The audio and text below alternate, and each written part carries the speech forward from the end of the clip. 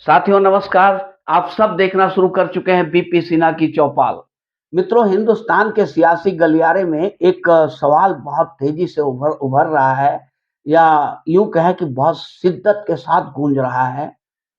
अब उस सवाल का जवाब क्या होगा, ये तो भविष्य के गर्भ में छुपा हुआ है। हम लोग तो सिर्फ कयास लगा सकते हैं। अब सवाल क्या है मित्रों? सवाल ये है कि क्या मोदी और शाह जैसे अनुभवी, घुटे हुए, घिसे हुए राजनीतिज्ञों के ऊपर में क्या कल के आए हुए केजरीवाल भारी पड़ रहे हैं?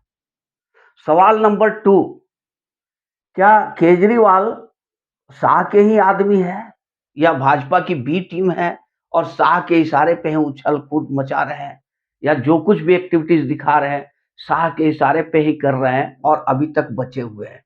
जैसे ओवैसी को, असदुद्दीन ओवैसी को कहा जाता है कि वो भाजपा की बी टीम है। कोई अगर गलती से भी कुछ बोल दे तो अरेस्ट हो जाता है, लेकिन असदुद्दीन ओवैसी चाहे कुछ भी बकवास कर ले, उनके ऊपर कोई एक्शन नहीं होती है। तो कुछ इसी तरह का हालात क्या केजरीवाल के साथ भी है?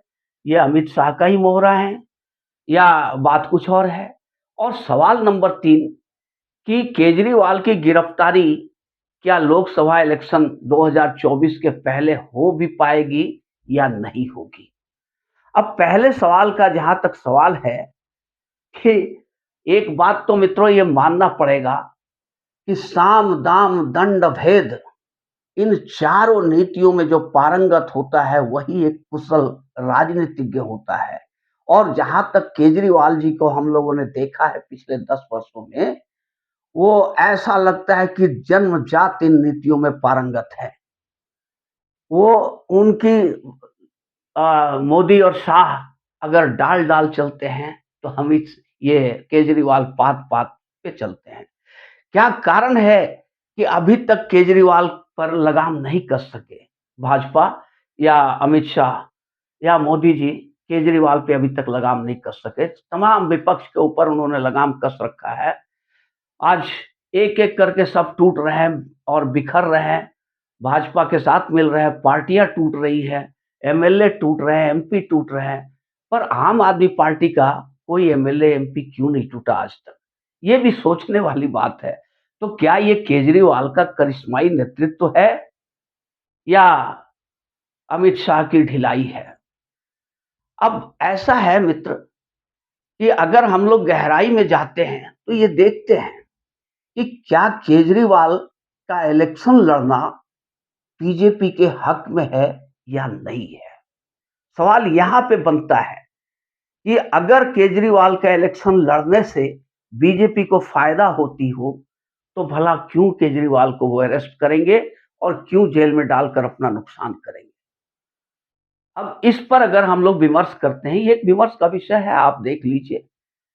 जहां-जहां केजरीवाल लड़े हैं कांग्रेस के खिलाफ, उन्होंने सुपड़ा साफ कर दिया है।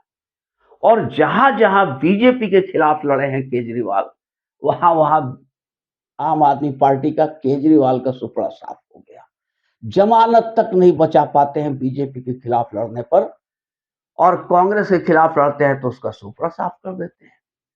अब यहाँ पे केजरीवाल के जो वोटर्स हैं, वो कांग्रेस के ही वोटर्स हैं। केजरीवाल कांग्रेस की ही जमीन पे खड़े हैं, कांग्रेस की ही जमीन खींचते हैं और उस पे ही कब्जा करते जा रहे हैं। बीजेपी का 1 इंच जमीन भी केजरीवाल आज तक नहीं ले पाए। तो फर्क तो साफ नजर आ रही है कि केजरीवाल का बीजेपी और कांग्रेस से क्या रिलेशन है। अब सवाल ये उठता है कि जो 5 राज्यों का इलेक्शन हुआ, केजरीवाल क्यों लड़ने चले गए? क्या उन्हें अपनी औकात नहीं पता थी कि उनकी हैसियत क्या है? और उनको वोट भी क्या मिला इन 5 राज्यों में? नोटा से भी कम, आधा परसेंट, हाफ परसेंट वोट मिला, और कहीं किसी-किसी राज्य में तो हाफ परसेंट से भी कम वोट मिला। तो फिर ये लड़ते क्यों हैं? ओवैसी जी क्यों लड़ते हैं? तो ये राजनीति का बहुत बड़ा गेम होता है। राजनीति एक ऐसा शतरंज है जिस पर हर मोहरा अपना-अपना काम करता है, और शतरंज खेलने वाले के दिमाग में सब कुछ फिट रहता है। वो कब किस मोहरा को कहाँ आगे बढ़ाना है, कहाँ पीछे लाना है, वो अपने दिमाग से खेलता है और जो खिलाड़ी माहिर होता है शतरंज का वही दांव भी जीतता है। तो अमित शाह को और मोदी जी को ये कहा जाता है कि बहुत बड़े कूटनीतिज्ञ हैं, बहुत बड़े राजनीतिज्ञ हैं और उनकी राजनीति के सामने तमाम विपक्ष धराशायी हो गया है। फिर केजरीवाल कैसे बचे हुए हैं? तो साथियों इसमें तो कुछ ना कुछ हमें शंका लगती है कि केजरीवाल जी बीजेपी का ही काम करते हैं। अब जैसे अभी इलेक्शन की बात हो रही थी, सारा लोग एकजुट हो रहे हैं, इंडिया गठबंधन बनाया गया, ये सब जितने विपक्ष के सारे नेता हैं सब एकजुट हो जाएंगे। मैंने उसी समय अपने एक वीडियो में कहा था कि कहीं कहीं कहीं करोड़ा भानुमति का कुनबा जोड़ा, ये चलने वाला नहीं है और हुआ भी वही। ममता जी ने लात मार दिया इंडिया गठबंधन को, नीतीश कुमार साइड हो गए, केजरीवाल साइड हो गए, तो इंडिया गठबंधन में बचा कौन भाई? कौन है? ये जो मेन मेन लोग थे ये सब लोग निकल गए, तो बाकी अब बचा क्या इंडिया गठबंधन में? तो ये तो मुझे पहले से पता था और मैंने अपने वीडियो में बोला था कि ये गठबंधन चलने वाला नहीं है, चूंकि सबका स्वार्थ एक दूसरे से टकराएगा और ये स्वार्थों के टकरावों के वजह से ये गठबंधन अपनी मौत खुद मर जाएगा और वो भी वही रहा है जो दिख रहा है, सब कुछ तो दिखने लगा। तो साथियों, केजरीवाल को खुला रखना, केजरीवाल को अरेस्ट करना और खुला रखना, ये दो बड़ी बातें हैं। केजरीवाल को अरेस्ट करने का मतलब है कि बीजेपी अपने पैर पे कुल्हाड़ी मारेगी और केजरीवाल को फ्री रखना, खुला रख करके बीजेपी अपना मकसद पूरा करेगी लोकसभा इलेक्शन में। क्योंकि केजरीवाल सॉरी, केजरीवाल जहां भी फाइट करेंगे, वो किसका वोट काटेंगे? बीजेपी का वोट कतई नहीं कटने वाला है। वो जब भी वोट काटेंगे तो विपक्ष का ही वोट काटेंगे, कांग्रेस का ही वोट काटेंगे।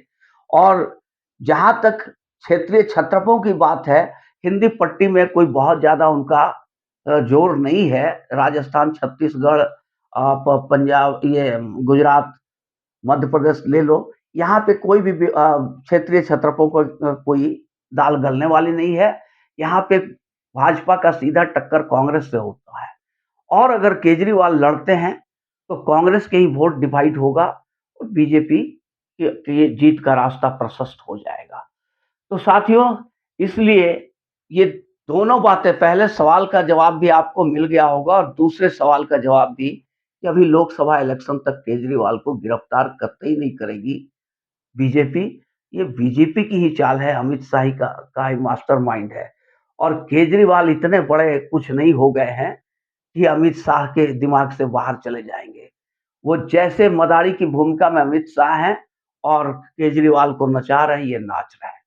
साथियों, अगर ये वीडियो आप लोग को अच्छी लगी हो तो इसे एक लाइक और चैनल को सब्सक्राइब जरूर कर दें। धन्यवाद।